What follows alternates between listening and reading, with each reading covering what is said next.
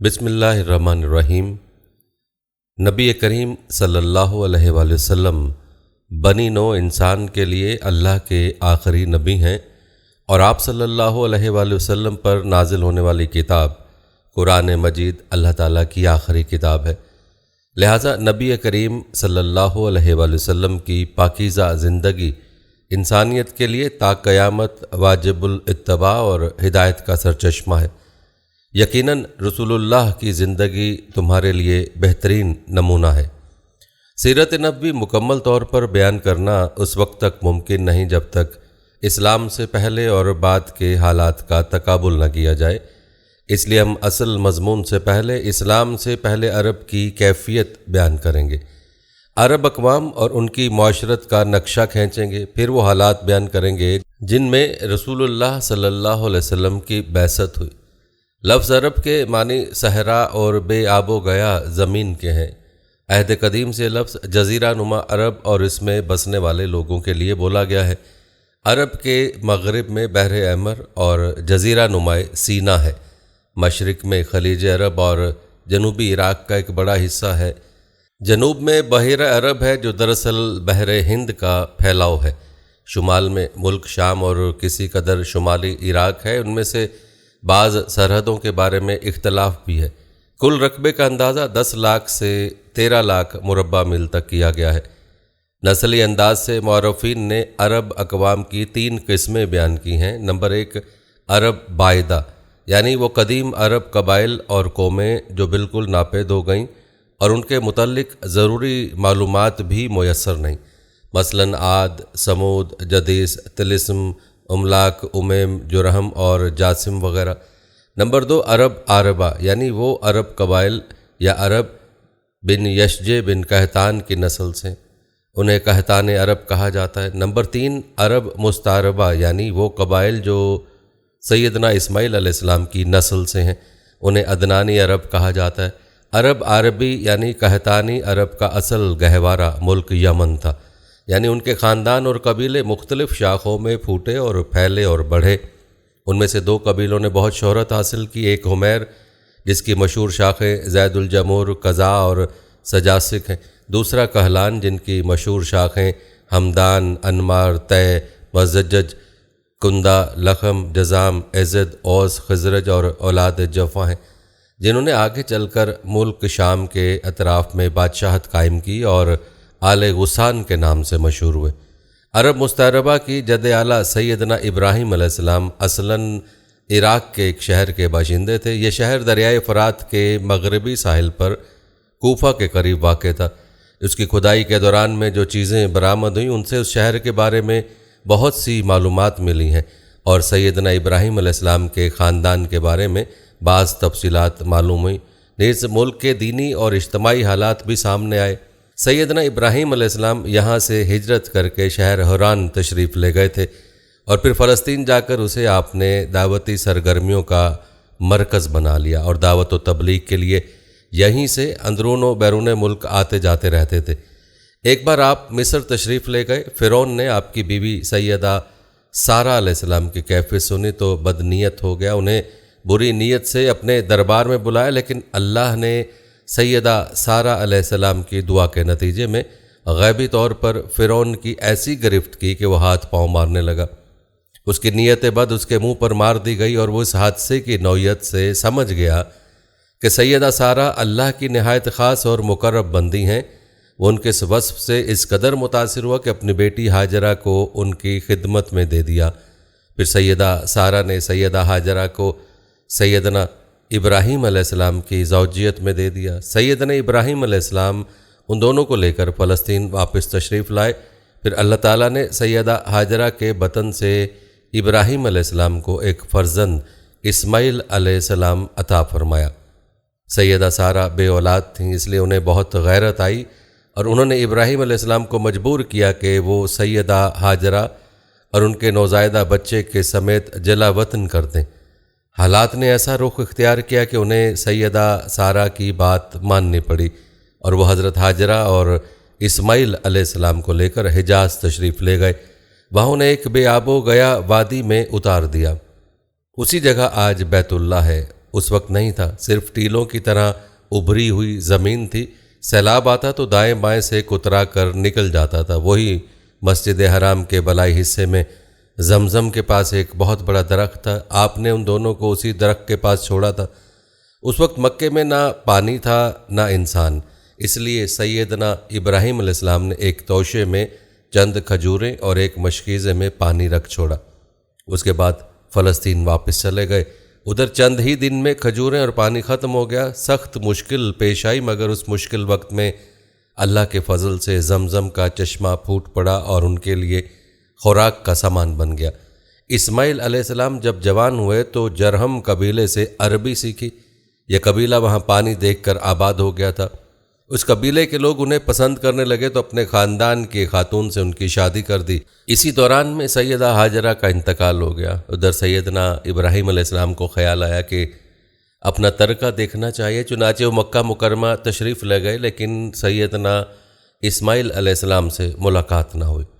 بہو سے حالات دریافت کیے، اس نے تنگ دستی کی شکایت کی۔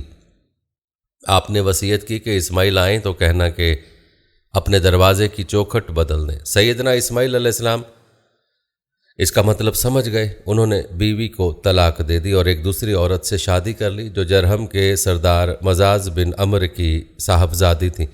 ان کی دوسری شادی کے بعد ایک مرتبہ پھر سیدنا ابراہیم علیہ السلام مکے تشریف لے گئے، مگر اس مرتبہ پھر سیدنا اسماعیل علیہ السلام سے ملاقات نہ ہو سکی۔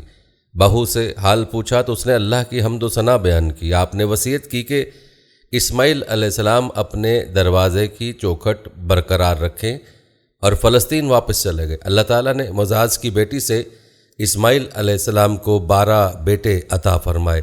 ان 12 بیٹوں سے 12 قبیلے وجود میں آئے اور سب نے مکے میں ہی رہائش اختیار کی۔ ان کے حالات زمانے کی گرد میں دب کر رہ گئے، صرف نبایوت اور کیدار کی اولاد گمنامی سے محفوظ رہی۔ کیدار بن اسماعیل علیہ السلام کی نسل مکہ معظمہ میں ہی پھیلتی رہی، یہاں تک کہ عدنان اور ان کے بیٹے ماد کا زمانہ آ گیا۔ عدنانی عرب کا سلسلہ نسب صحیح طور پر یہاں تک ہی محفوظ ہے۔ عدنان نبی کریم صلی اللہ علیہ وسلم کے سلسلہ نسب میں 21ویں پشت میں آتے ہیں۔ بہرحال ماد کے بیٹے نزار سے کئی خاندان وجود میں آئے۔ دراصل نزار کے 4 بیٹے تھے اور ہر بیٹا ایک بڑے قبیلے کی بنیاد ثابت ہوا۔ چاروں کے نام یہ ہیں: ابنا، مضر، ربیہ، ایاد۔ ان میں سے 2 کے قبیلوں کی شاخیں اور شاخوں کی شاخیں بہت زیادہ ہیں۔ چنانچہ ربیہ سے اسد بن ربیہ، عنزہ، عبد القیس، وائل بکر، تغلب اور بنو حنیفہ وغیرہ وجود میں آئے۔ مضر کی اولاد 2 بڑے قبیلوں میں تقسیم ہوئی۔ نمبر 1 قیس اعلان بن مضر، نمبر 2 الیاس بن مضر۔ قیس اعلان سے بنو سلیم، بنو حوازن، بنو غطفان، غطفان سے ابس، زبیان اور اشجے وغیرہ وجود میں آئے۔ الیاس بن مضر سے مدرکہ، بنو اسد بن خزیمہ اور کنانہ بن خزیمہ کے قبائل وجود میں آئے۔ پھر کنانہ سے قریش کا قبیلہ وجود میں آیا۔ پھر قریش کے مختلف شاخوں میں تقسیم ہوئے۔ مشہور قریشی شاخوں کے نام یہ ہیں: جمحہ، سہم، عدی، مخزوم، تیم، زہرہ اور قصی بن کلاب کے خاندان، یعنی عبدالدار، اسد اور عبد مناف، یہ تینوں قصی کے بیٹے تھے۔ ان میں سے عبد مناف کے 4 بیٹے ہوئے، جن سے 4 ذیلی قبیلے وجود میں، یعنی عبد شمس، نوفل، مطلب اور ہاشم۔ انہیں ہاشم کی نسل سے اللہ تعالیٰ نے ہمارے نبی محمد صلی اللہ علیہ وآلہ وسلم کا انتخاب فرمایا۔ ابن عباس کا بیان ہے کہ رسول اللہ صلی اللہ علیہ وسلم نے فرمایا، اللہ تعالیٰ نے مخلوق پیدا فرمائی تو مجھے سب سے اچھے گروہ کے اندر رکھا، پھر قبائل کو چنا تو مجھے سب سے اچھے قبیلے کے اندر بنایا، پھر گھرانوں کو چنا تو مجھے سب سے اچھے گھرانے میں بنایا، لہٰذا میں اپنی ذات کے اعتبار سے بھی سب سے اچھا ہوں اور اپنے گھرانے کے اعتبار سے بھی سب سے بہتر ہوں۔ جس وقت جزیرہ عرب پر اسلام کا سورج طلوع ہوا، وہاں 2 قسم کے حکمران تھے۔ ایک تاج پوش بادشاہ جو حقیقت میں آزاد اور خود مختار نہیں تھے، اور دوسرے قبائلی سردار جنہیں اختیارات کے حساب سے وہی حیثیت حاصل تھی جو تاج پوش بادشاہوں کی تھی، لیکن ان کی اکثریت کو ایک امتیاز یہ حاصل تھا کہ مکمل طور پر آزاد اور خود مختار تھے۔ اس وقت تاج پوش حکمران یہ تھے: شاہان یمن، شاہان آل غسان یعنی شام، شاہان ہیرا یعنی عراق۔ باقی عرب حکمران تاج پوش نہ تھے۔ عرب عربہ میں سب سے قدیم ترین قوم سبا تھی، اور یعنی عراق سے جو کتبات برآمد ہوئے ان میں اس قوم کا ذکر ملتا ہے، لیکن اس کے عروج کا زمانہ 11ویں صدی قبل مسیح سے شروع ہوتا ہے۔ اس کی تاریخ کے اہم ادوار یہ ہیں: 650 قبل مسیح سے پہلے کا دور۔ اس دور میں سبا کے بادشاہوں کا لقب مکرب سبا تھا۔ ان کا پایا تخت سروا تھا، جس کے کھنڈرات آج بھی معرب کے مغرب میں ایک دن کے فاصلے پر پائے جاتے ہیں۔ یہ کھنڈرات قریبہ کے نام سے مشہور ہیں۔ اسی دور میں معرب کے مشہور بند کی بنیاد رکھی گئی، جسے یمن کی تاریخ میں بہت اہمیت حاصل ہے۔ 650 قبل مسیح سے 115 قبل مسیح تک کا دور۔ اس دور میں سبا کے بادشاہوں نے مکرب کا لقب چھوڑ کر ملک یعنی بادشاہ کا لقب اختیار کر لیا اور سروا کی بجائے معرب کو اپنا دارالسلطنت بنایا۔ اس شہر کے کھنڈرات آج بھی صنعا سے 60 میل مشرق میں پائے جاتے ہیں۔ 115 قبل مسیح سے 300 عیسوی تک کا دور۔ اس دور میں سبا کی مملکت پر قبیلہ حمیر کو غلبہ حاصل رہا اور اس نے معرب کی بجائے ریدان کو اپنا پایا تخت بنایا۔ پھر ریدان کا نام ظفار پڑ گیا، جس کے کھنڈرات آج بھی شہر یوریم کے قریب دائرہ نما پہاڑی پر پائے جاتے ہیں۔ اسی دور میں قوم سبا کا زوال شروع ہوا۔ 300 عیسوی سے آغاز اسلام تک کا دور۔ اس دور میں یمن کے اندر مسلسل اضطراب اور انتشار برپا رہا۔ انقلابات آئے، خانہ جنگیاں ہوئیں اور بیرونی قوموں کو مداخلت کے مواقع ہاتھ آئے، یہاں تک کہ ایک وقت ایسا بھی آیا کہ یمن کی آزادی سلب ہو گئی۔ چنانچہ اسی دور میں رومیوں نے عدن پر فوجی قبضہ کیا اور ان کی مدد سے حبشیوں نے حمیر اور ہمدان کی آپس کی کشمکش سے فائدہ اٹھایا اور 340 عیسوی میں پہلی بار یمن پر قبضہ کیا۔ یہ قبضہ 378 عیسوی تک برقرار رہا۔ اس کے بعد یمن کی آزادی تو بحال ہو گئی، لیکن معرب کے مشہور بند میں رخنے پڑنے شروع ہو گئے، یہاں تک کہ 450 عیسوی یا 451 عیسوی میں بند ٹوٹ گیا اور وہ عظیم سیلاب آیا، جس کا ذکر قرآن مجید کی سورہ سبا میں سیل ارم کے نام سے کیا گیا۔ پھر 523 عیسوی میں ایک اور سنگین حادثہ پیش آیا، وہ یہ کہ یمن کے یہودی بادشاہ ذوالنواس نے نجران کے عیسائیوں پر ایک ہیبت ناک حملہ کیا۔ انہیں عیسائی مذہب چھوڑنے پر مجبور کرنے کی کوشش کی۔ جب وہ اس پر آمادہ نہ ہوئے تو ذوالنواس نے خندق کھدوا کر انہیں بھڑکتی ہوئی آگ میں جھونک دیا۔ قرآن مجید کی سورہ بروج میں اسی واقعے کی طرف اشارہ کیا گیا۔ اس واقعے کا نتیجہ یہ ہوا کہ عیسائیت انتقام لینے پر تل گئی۔ وہ پہلے ہی رومی بادشاہوں کی قیادت میں بلا وجہ عرب کی فتوحات کی تیاری کر چکے تھے، اپنے علاقوں کو وسیع کرنا چاہتے تھے۔ انہوں نے حبشیوں کو یمن پر حملے کی ترغیب دی، انہیں بحری بیڑا مہیا کیا۔ حبشیوں نے رومیوں کی شہ پا کر 525 عیسوی میں ریاض کی قیادت میں 70,000 فوج سے یمن پر دوبارہ قبضہ کر لیا۔ قبضے کے بعد ریاض نے شاہ حبش کی حیثیت سے یمن پر حکمرانی کی، لیکن پھر اس کی فوج کے ایک ماتحت کمانڈر ابرہا نے اسے قتل کر کے خود اقتدار پر قبضہ جما لیا اور شاہ حبش کو بھی راضی کر لیا کہ اس قبضے کو تسلیم کر لیں۔ یہ وہی ابرہا ہے جس نے بعد میں خانہ کعبہ کو ڈھانے کی کوشش کی اور ایک لشکر جرار کے ساتھ چند ہاتھیوں کو بھی لشکر میں شامل کر لیا، جس کی وجہ سے لشکر اصحاب الفیل کے نام سے مشہور ہوا۔ عراق اور اس کے نواحی علاقوں پر اہل فارس کی حکمرانی چلی آ رہی تھی، اسے پارس بھی کہا جاتا ہے۔ اس کا زمانہ 529 تا 557 قبل مسیح ہے۔ اس کے مقابلے میں کسی کو آنے کی جرت نہیں تھی، یہاں تک کہ 326 قبل مسیح میں سکندر نے دارا اول کو شکست دے کر فارسیوں کی طاقت توڑ دی، جس کے نتیجے میں ان کا ملک ٹکڑے ٹکڑے ہو گیا۔ یہ انتشار 223 عیسوی تک جاری رہا۔ پھر عدنانی لوگ اپنا وطن چھوڑ کر اس طرف آئے، انہی میں لڑ بھڑ جزیرہ فراتیہ کے ایک حصے پر اپنا قبضہ جما لیا۔ ادھر 226 عیسوی میں جب اردشیر نے ساسانی حکومت کی داغ بیل ڈالی تو فارسیوں کی طاقت ایک مرتبہ پھر پلٹ آئی۔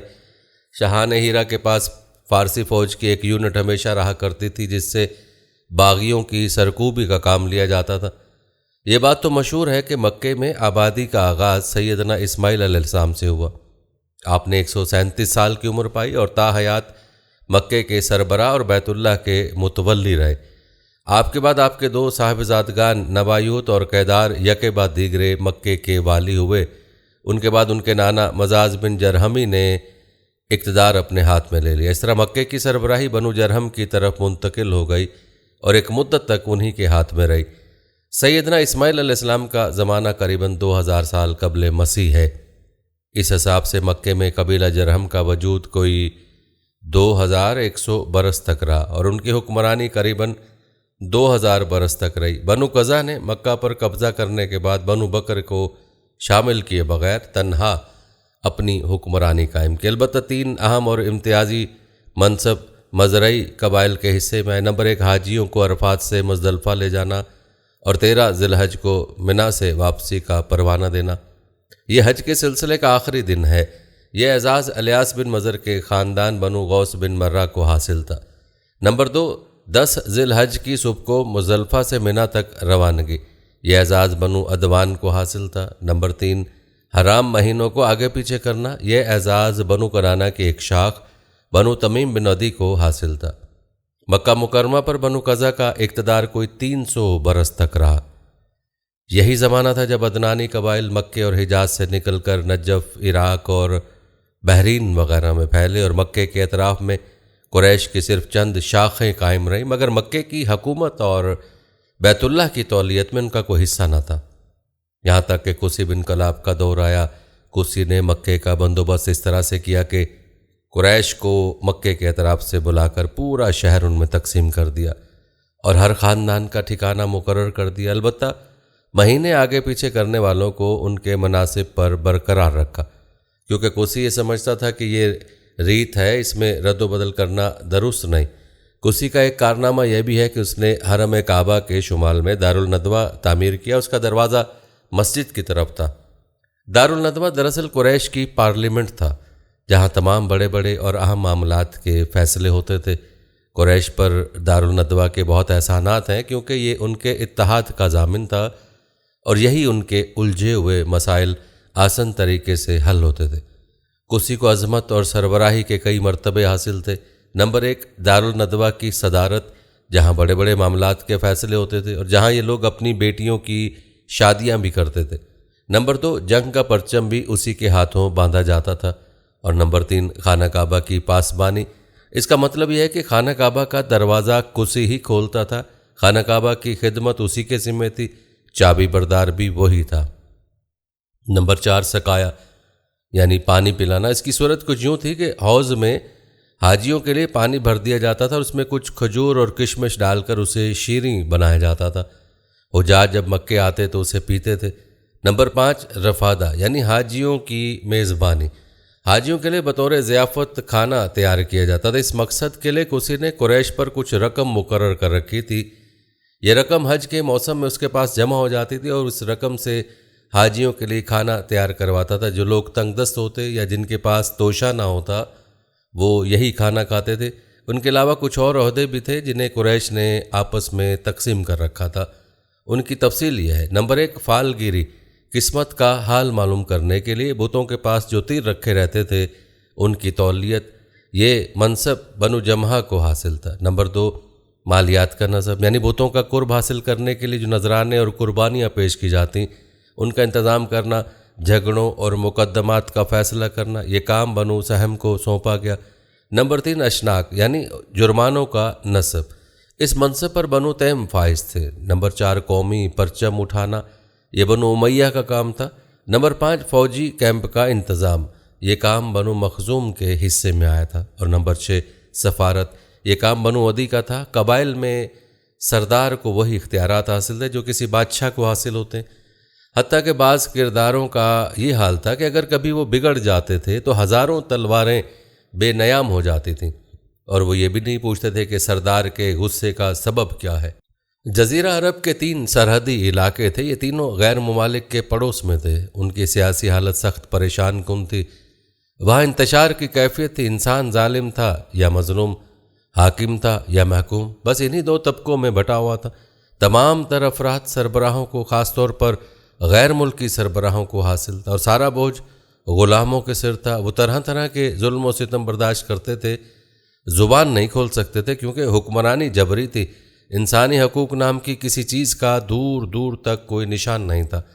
عرب کے عام باشندے اسماعیل علیہ السلام کی تبلیغ کے نتیجے میں دین ابراہیم کے پیروکار تھے، اس لیے صرف اللہ کی عبادت کرتے تھے اور توحید پر کاربند تھے، لیکن وقت گزرنے کے ساتھ ساتھ انہوں نے اللہ کے احکامات کو بھلا دیا۔ پھر بھی ان کے اندر توحید اور دین ابراہیم کے کچھ آثار باقی رہے، یہاں تک کہ بنو قزا کا سردار عمرو بن روحی منظر عام پر آیا۔ اس کی نشوونما نیکی، صدقہ، خیرات اور دینی باتوں میں دلچسپی کی بنیاد پر ہوئی تھی، اس لیے لوگوں نے اسے محبت کی نگاہ سے دیکھا، اسے بڑا عالم اور اللہ کا ولی سمجھ کر اس کی پیروی کی۔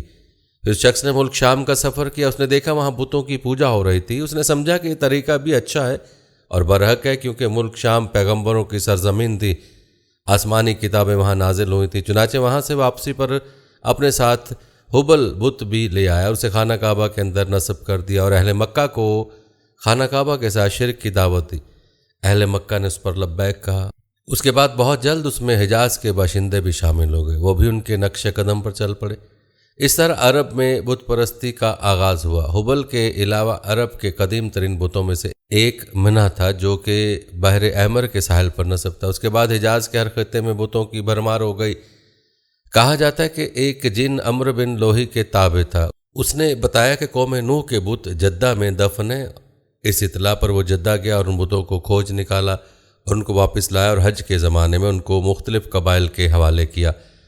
یہ قبائل ان بتوں کو اپنے اپنے علاقے میں لے گئے، اس طرح ہر قبیلے میں اور پھر ہر گھر میں ایک ایک بت ہو گیا۔ اسی پر بس نہیں کی گئی، اس کے بعد مشرکین مسجد حرام کو بھی بتوں سے بھر دیا۔ چنانچہ جب مکہ فتح ہوا تو بیت اللہ اور مسجد حرام اور ان کے ارد گرد 360 بت تھے، جن کو خود رسول اللہ صلی اللہ علیہ وسلم نے اپنے دست مبارک سے توڑا۔ آپ صلی اللہ علیہ وسلم ہر ایک بت کو چھڑی سے ٹھوکر مارتے اور وہ گر جاتا۔ پھر آپ صلی اللہ علیہ وسلم نے حکم دیا ان تمام بتوں کو مسجد حرام سے باہر نکال دو۔ چنانچہ ان سارے بتوں کو مسجد حرام سے نکال کر جلا دیا گیا۔ اہل جاہلیت یہ سمجھتے تھے کہ بتوں کی پوجا دین ابراہیمی میں تبدیلی نہیں بلکہ بدعت حسنہ ہے۔ ان میں بت پرستی کی کیا کیا رسم رائج تھیں، چند ایک یہ ہیں۔ نمبر 1، اس دور کے جاہل مشرک بتوں کے پاس مجاور بن کر بیٹھتے تھے، ان کی پناہ ڈھونڈتے تھے، انہیں زور زور سے پکارتے تھے، حاجت روائی اور مشکل کشائی کے لیے ان کو پکارتے تھے اور سمجھتے تھے کہ وہ اللہ سے سفارش کر کے ان کی مشکل حل کروا دیں گے۔ نمبر 2، وہ بتوں کا حج اور طواف کرتے تھے، ان کے سامنے عجز و نیاز سے پیش آتے تھے اور انہیں سجدہ کرتے تھے۔ نمبر 3، بتوں کے لیے نذرانے اور قربانیاں پیش کرتے تھے اور قربانی کے ان جانوروں کو کبھی بتوں کے آستانوں پر جا کر ذبح کرتے تھے اور کبھی کسی اور جگہ ذبح کر لیتے تھے، مگر بتوں کے نام پر ذبح کرتے تھے۔ ذبح کی ان دونوں صورتوں کا ذکر اللہ تعالیٰ نے قرآن مجید کی سورہ مائدہ کی آیت نمبر 33 میں کیا ہے، یعنی وہ جانور بھی حرام ہیں جو آستانوں پر ذبح کیے گئے ہوں۔ دوسری جگہ یعنی سورہ انعام کی آیت 121 میں فرماتے ہیں، یعنی اس جانور کا گوشت مت کھاؤ جس پر اللہ کا نام نہ لیا گیا ہو۔ نمبر 4، بتوں کا قرب حاصل کرنے کا ایک طریقہ یہ بھی تھا کہ مشرکین اپنی سمجھ کے مطابق اپنے کھانے پینے کی چیزیں اور کھیتی کی پیداوار کا ایک حصہ بتوں کے لیے خاص کرتے تھے۔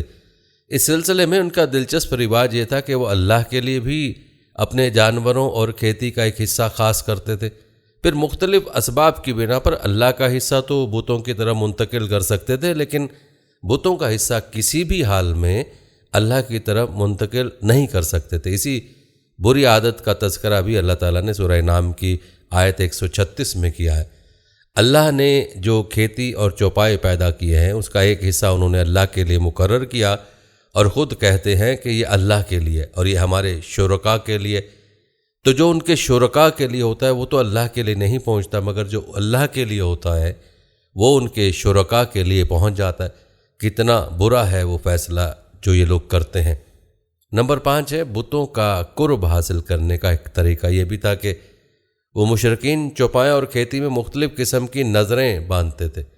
اللہ تعالیٰ سورہ انعام کی آیت 138 میں فرماتے ہیں، ان مشرکین نے اپنے خیال پر یہ بھی کیا کہ یہ چوپائے اور کھیتیاں مکروہ ہیں، انہیں وہی کھا سکتا ہے جنہیں ہم چاہیں، اور وہ چوپائے جن کی پیٹھ حرام کی گئی، یعنی نہ ان پر سواری کی جا سکتی ہے اور نہ سامان لادا جا سکتا ہے، اور کچھ چوپائے ایسے ہیں جن پر یہ لوگ اللہ پر افطرا کرتے ہوئے اللہ کا نام نہیں لیتے۔ یہ تھے ان کے عقائد۔ انہی جانوروں میں بحیرہ، صائبہ اور رحام تھے۔ سیرت نگار ابن اسحاق کہتے ہیں کہ بحیرہ صائبہ کی بچی کو کہا جاتا ہے اور صائبہ اس اونٹنی کو کہا جاتا ہے جس سے پے در پے مادہ بچے پیدا ہوں، درمیان میں کوئی نر نہ ہو، ایسی اونٹنی کو آزاد چھوڑ دیا جاتا تھا، اس پر سواری نہیں کی جاتی تھی، اس کے بال بھی نہیں کاٹے جاتے تھے، اور مہمان کے سوا اس کا دودھ کوئی بھی نہیں پی سکتا تھا۔ اس کے بعد وہ اپنی جو مادہ بچہ جنتی اس کا کان چیر دیا جاتا اور اسے بھی اس کی ماں کے ساتھ آزاد چھوڑ دیا جاتا، اس پر کوئی سواری نہ کی جاتی، اس کے بال نہ کاٹے جاتے، اور مہمان کے سوا کوئی اس کا دودھ نہیں پیتا، اس کو بحیرہ کہتے ہیں، اور صاحبہ اس کی ماں ہے۔ ہم اس اونٹ کو کہتے تھے جس کی اونٹنی سے پے در پے مادہ بچے پیدا ہوتے، درمیان میں کوئی نر نہ ہوتا۔ ایسے اونٹ کی پیٹھ محفوظ کر دی جاتی، نہ اس پر سواری کی جاتی اور نہ اس کے بال کاٹے جاتے، بلکہ اس کو اونٹوں کے ریوڑ میں چھوڑ دیا جاتا، اس کے سوا اس سے کوئی فائدہ نہ اٹھایا جاتا۔ عرب اپنے بتوں کے ساتھ یہ سب اس عقیدے سے کرتے تھے کہ بت انہیں اللہ کے قریب کر دیں گے اور اللہ کے حضور ان کی سفارش کر دیں گے۔ چنانچہ مشرکین جو کہتے تھے، اللہ تعالیٰ نے قرآن مجید میں سورہ زمر کی آیت نمبر 3 میں اس کا اس طرح تذکرہ کیا، ہم ان کی عبادت صرف اس لیے کر رہے ہیں کہ وہ ہمیں اللہ کے قریب کر دیں۔ اسی طرح قرآن کریم کی سورہ یونس کی آیت 18 میں الفاظ ہیں، یہ مشرکین اللہ کے سوا ان کی عبادت کرتے ہیں جو انہیں نہ نفع پہنچا سکے نہ نقصان، اور کہتے ہیں کہ اللہ کے پاس ہمارے سفارشی ہیں۔ مشرکین عرب کاہنوں اور نجومیوں کی خبروں پر بھی ایمان رکھتے تھے۔ کاہن اسے کہتے جو آنے والے واقعات کی پیش گوئی کرے اور جو چھپے ہوئے رازوں کو جاننے کا دعویٰ کرے۔ نجومی اسے کہتے ہیں جو ستاروں پر غور کر کے ان کی رفتار اور اوقات کا حساب لگا کر پتہ لگاتا ہے کہ دنیا میں آئندہ کیا حالات اور واقعات پیش آئیں گے۔ ان نجومیوں کی خبروں پر ایمان لانا دراصل ستاروں پر ایمان لانا ہے۔ مشرکین میں بدشگونی کا بھی رواج تھا۔ اس کی صورت یہ تھی کہ مشرکین کسی چڑیا یا ہرن کے پاس جا کر اسے بھگاتے تھے، اگر وہ دائیں طرف بھاگتا تو اسے اچھا شگون سمجھتے تھے، کامیابی کی علامت خیال کرتے تھے اور اپنا کام کر لیتے، اگر وہ دائیں طرف بھاگتا تو اسے نحوست خیال کر کے اپنے کام سے باز رہتے۔ اسی طرح کوئی چڑیا یا جانور راستہ کاٹ دیتا تو اسے منحوس خیال کرتے۔ اسی سے ملتی جلتی ایک حرکت یہ تھی کہ مشرکین خرگوش کے ٹخنے کی ہڈی لٹکاتے تھے اور بعض دنوں، بعض مہینوں، بعض جانوروں، بعض عورتوں کو منحوس جانتے تھے۔ آج کے دور میں بھی ایسی باتیں سننے میں آتی ہیں کہ کالی بلی راستہ کاٹ گئی، اللہ خیر کرے، وغیرہ وغیرہ۔ قریش کی ایک بدعت یہ تھی کہ وہ کہتے تھے کہ ہم سیدنا ابراہیم علیہ السلام کی اولاد ہیں، حرم کے پاسبان، بیت اللہ کے والی اور مکے کے باشندے ہیں، کوئی شخص ہمارا ہم مرتبہ نہیں اور نہ کسی کے حقوق ہمارے حقوق کے مساوی ہیں۔ اسی لیے یہ لوگ اپنا نام ہنس یعنی بہادر رکھتے تھے، لہٰذا ہمارے شایان شان نہیں کہ ہم حدود حرم سے باہر جائیں۔ چنانچہ حج کے دوران یہ لوگ عرفات نہیں جاتے تھے بلکہ مزدلفہ میں ہی ٹھہر کر وہیں سے افاضہ کر لیتے تھے۔ اللہ تعالیٰ نے اس بدعت کی اصلاح کرتے ہوئے سورہ بقرہ کی آیت 199 میں فرمایا، یعنی تم لوگ بھی وہیں سے افاضہ کرو جہاں سے سارے لوگ افاضہ کرتے ہیں۔ ان کی ایک بدعت یہ بھی تھی کہ وہ بیرون حرم کے باشندوں کو حکم دے رکھا تھا کہ وہ حرم میں آنے کے بعد پہلا طواف حنس سے حاصل کیے گئے کپڑوں میں ہی کریں۔ چنانچہ اگر ان کا کپڑا دستیاب نہ ہوتا تو مرد ننگے طواف کرتے اور عورتیں اپنے سارے کپڑے اتار کر ایک چھوٹے سے کرتے میں طواف کرتیں۔ اللہ تعالیٰ نے ان خرافات کے خاتمے کے لیے سورہ اعراف کی آیت نمبر 31 میں فرمایا، یعنی اے آدم کے بیٹو ہر مسجد کے سامنے اپنی زینت اختیار کرو۔ یہ دین یعنی شرک و بدعت پرستی اور توہمات اور خرافات پر مبنی عقیدے والا دین عام اہل عرب کا دین تھا۔ اس کے علاوہ جزیرہ عرب کے مختلف اطراف میں یہودیت، مسیحیت اور مجوسیت نے قدم جما لیے تھے۔ جزیرہ عرب میں یہودیت کا دور اس وقت سے شروع ہوتا ہے جب فلسطین میں بابل اور عاشور کی حکومت کی فتوحات کی وجہ سے یہودیوں کو اپنا وطن چھوڑنا پڑا۔ اس حکومت کی سخت گیری کے ہاتھوں یہودی بستیوں کی تباہی اور ویرانی ہوئی۔ ان کی اکثریت کی ملک بابل سے جلا وطنی کا نتیجہ یہ ہوا کہ یہود کی ایک جماعت فلسطین چھوڑ کر حجاز کے شمال میں آ بسی اور یثرب اور خیبر میں آباد ہو کر یہاں باقاعدہ اپنی بستیاں بسا لیں، قلعے تعمیر کر لیے، گڑھیاں بنا لیں۔ وطن چھوڑ کر آنے والے ان یہود کے ذریعے عرب باشندوں میں کسی قدر یہود کا بھی رواج ہوا اور اسلام کے ظہور سے پہلے اس کو بھی ایک اچھی بھلی حیثیت حاصل ہو گئی۔ اسلام کے ظہور کے وقت مشہور یہود قبائل یہ ہیں خیبر، نذیر، مستلق، قریظہ اور کینکا۔ جہاں تک عیسائی مذہب کا تعلق ہے، عرب میں اس کی آمد حبشی اور رومی قبضہ گیروں اور رومی فاتحین کے ذریعے ہوئی۔ یمن پر حبشیوں کا قبضہ پہلی بار 340 عیسوی میں ہوا اور 378 عیسوی تک برقرار رہا۔ اس دوران یمن میں مسیحی مشن کام کرتا رہا۔ تقریباً اسی زمانے میں ایک متقی اور پرہیزگار شخص نجران پہنچا اور وہاں کے باشندوں میں عیسائی مذہب کی تبلیغ کی۔ نجران کے لوگوں کو اس کے دین میں کچھ ایسی سچی علامات نظر آئیں کہ وہ عیسائی ہو گئے۔ جہاں تک مجوسیت کا تعلق ہے تو اسے زیادہ تر اہل فارس کے ہمسایہ عربوں میں فروغ حاصل ہوا، مثلا عراق، عرب، بحرین اور خلیج عرب کے ساحلی علاقوں میں۔ ان کے علاوہ یمن میں فارسی قبضے کے دوران وہاں بھی اکا دکا افراد نے مجوسیت قبول کی۔ عرب کے باقی دینوں کو ماننے والوں کا حال بھی مشرکین جیسا تھا، کیونکہ ان کے دل بھی یکساں تھے، عقائد ایک سے تھے اور رسم و رواج میں ہم آہنگی تھی۔ عرب آبادی مختلف طبقات میں بٹی ہوئی تھی، ہر طبقے کے حالات ایک دوسرے سے بہت زیادہ مختلف تھے، چنانچہ معزز طبقے میں عورت اور مرد کا تعلق خاصا ترقی یافتہ تھا۔ عورت کو بہت خود مختاری حاصل تھی، اس کی بات مانی جاتی تھی، اس کی اس قدر حفاظت اور احترام کیا جاتا کہ اس کی خاطر تلواریں سونت دی جاتی تھیں، خون ریزی ہو جاتی تھی۔ آدمی جب اپنی شجاعت اور بہادری پر بات کرنا چاہتا، اپنی تعریف کرنا چاہتا تو عموماً عورت ہی کو مخاطب کرتا۔ شجاعت اور سخاوت کو ان کے درمیان بہت بڑا درجہ حاصل تھا۔ اکثر اوقات ان میں صلح کے لیے عورت ہی اہم کردار ادا کرتی تھی۔ وہ چاہتی تو قبائل کو صلح کے لیے آمادہ کر لیتی تھی اور چاہتی تو قبائل کے درمیان جنگ کی آگ بھڑکا دیتی تھی، لیکن ان تمام باتوں کے باوجود خاندان کا سربراہ مرد ہی کو مانا جاتا تھا اور اس کی بات فیصلہ کن ہوتی تھی۔ اس طبقے میں مرد اور عورت کا تعلق عقد نکاح سے ہوتا۔ یہ نکاح عورت کے ولیوں کی نگرانی میں طے پاتا۔ عورت کو ان کی ولایت کے بغیر نکاح کا حق حاصل نہیں تھا۔ ایک طرف طبقہ اجرا یعنی معزز لوگوں کا یہ حال تھا تو دوسری طرف دوسرے طبقوں میں مرد عورت کے اختلاف کی اور بھی کئی صورتیں جنہیں بدکاری و بے حیائی، فحاشی اور زناکاری کے علاوہ کوئی نام نہیں دیا جا سکتا۔ زمانہ جاہلیت میں کسی حد کے بغیر متعدد بیویاں رکھنا ایک عام بات تھی۔ لوگ دو سگی بہنوں کو بھی بیک وقت اپنے نکاح میں رکھ لیتے تھے۔ باپ کی بیوی کو طلاق دینے کے بعد یا اس کے فوت ہونے پر بیٹا اپنی سوتیلی ماں سے بھی نکاح کر لیتا تھا۔ طلاق کا اختیار مرد کو حاصل تھا، اس کی کوئی بھی حد مقرر نہیں تھی۔ زناکاری تمام طبقات میں عروج پر تھی، البتہ کچھ مرد اور کچھ عورتیں ایسے ضرور تھے جنہیں اپنی بڑائی کا احساس گندگی کے کیچڑ میں لت پت ہونے سے باز رکھتا۔ پھر آزاد عورتوں کا حال لونڈیوں کی نسبت اچھا تھا۔ اصل مصیبت لونڈیاں ہی تھیں۔ ایسا لگتا ہے ان جاہلوں کی اکثریت اس برائی کی طرف متوجہ ہونے میں کوئی عار محسوس نہیں کرتی تھی۔ جاہلیت میں باپ بیٹے کا تعلق بھی مختلف نوعیت کا تھا۔ کچھ تو ایسے تھے جو کہتے تھے کہ ہماری اولاد ہمارے کلیجے ہیں جو روئے زمین پر چلتے پھرتے ہیں، جبکہ کچھ لوگ ایسے بھی تھے جو لڑکیوں کو رسوائی کے خوف سے زندہ دفن کر دیتے تھے اور بچوں کو فکر و فاقے کے ڈر سے مار ڈالتے تھے۔ تاہم یہ کہنا مشکل ہے کہ سنگ دلی بڑے پیمانے پر رائج تھی۔ خرافات کا دور دورہ تھا، لوگ جانوروں جیسی زندگی گزار رہے تھے۔ عورت بیچی اور خریدی جاتی تھی، بعض اوقات اس سے مٹی اور پتھر جیسا سلوک کیا جاتا تھا۔ قوم کے باہمی تعلقات کمزور بلکہ ٹوٹے ہوئے تھے۔ رہ گئی حکومتیں تو ان کو صرف اپنا خزانہ بھرنے سے ہی فرصت نہیں تھی یا مخالفوں پر فوج کشی کرنے کی فکر تھی۔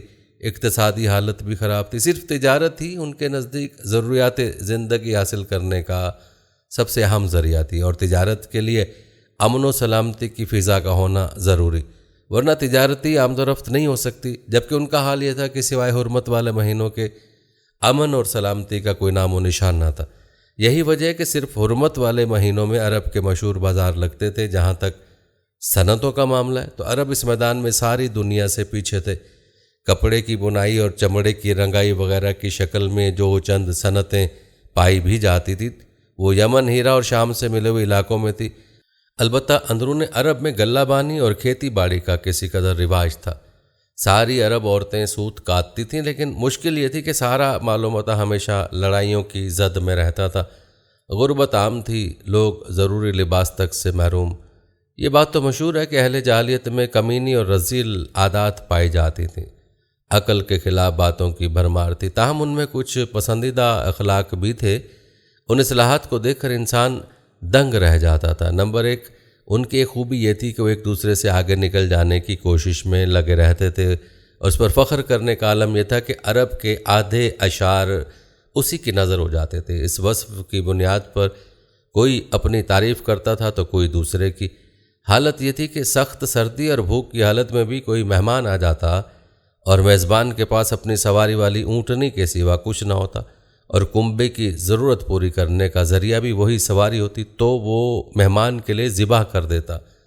وہ جوا کھیلتے تھے، ان کا خیال تھا کہ یہ بھی سخاوت کی ایک قسم ہے، کیونکہ انہیں جو نفع حاصل ہوتا ہے یا نفع حاصل کرنے والوں سے جو کچھ زائد بچ رہتا ہے اس کو وہ مسکینوں کو دے دیتے تھے۔ اس لیے قرآن پاک نے شراب اور جوئے کے نفع کا سرے سے ہی ذکر نہیں بلکہ سورہ بقرہ کی آیت 219 میں فرمایا ان دونوں کا گناہ ان کے نفع سے بڑھ کر ہے۔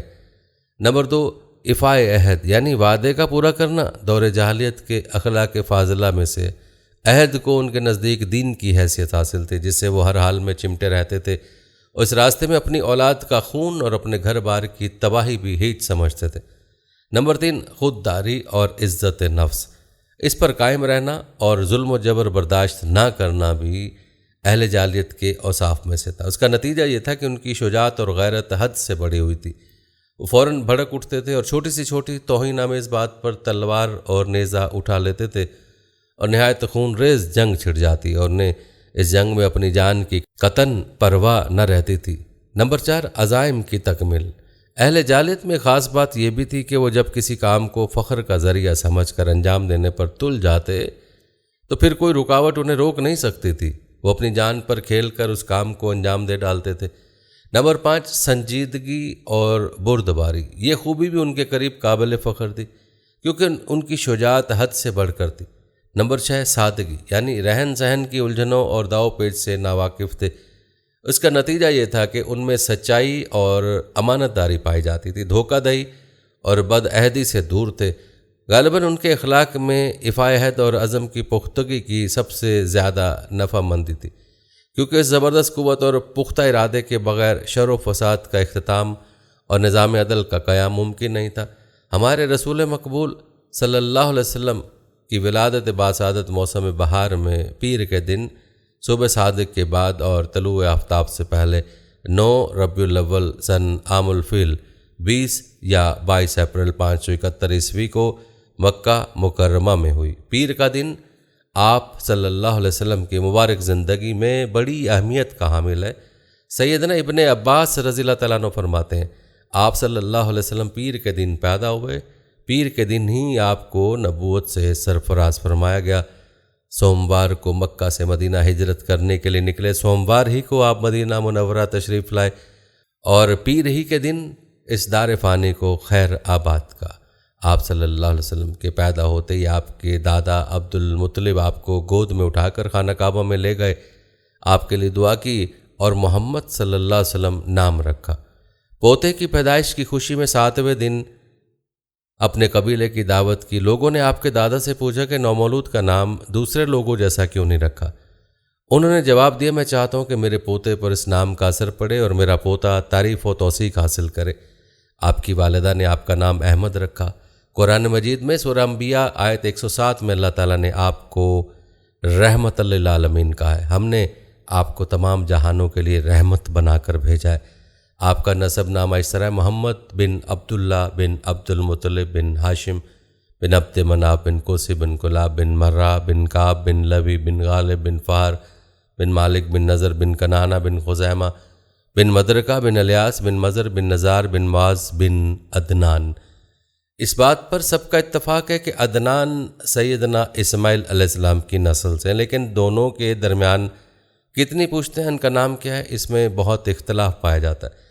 آپ صلی اللہ علیہ وآلہ وسلم کی والدہ کا نام سیدہ آمنہ تھا۔ سیدہ آمنہ کے والد وہب بن عبد مناف بن کلاب ہیں۔ یہ وہی کلاب ہیں جو والد کی طرف سے بھی نبی کریم صلی اللہ علیہ وآلہ وسلم کے نسب نامے میں آتے ہیں۔ ان کا اصل نام عروہ تھا، لیکن کتوں کے ذریعے سے بکثرت شکار کھیلا کرتے تھے، اس لیے کلاب کے نام سے مشہور ہو گئے۔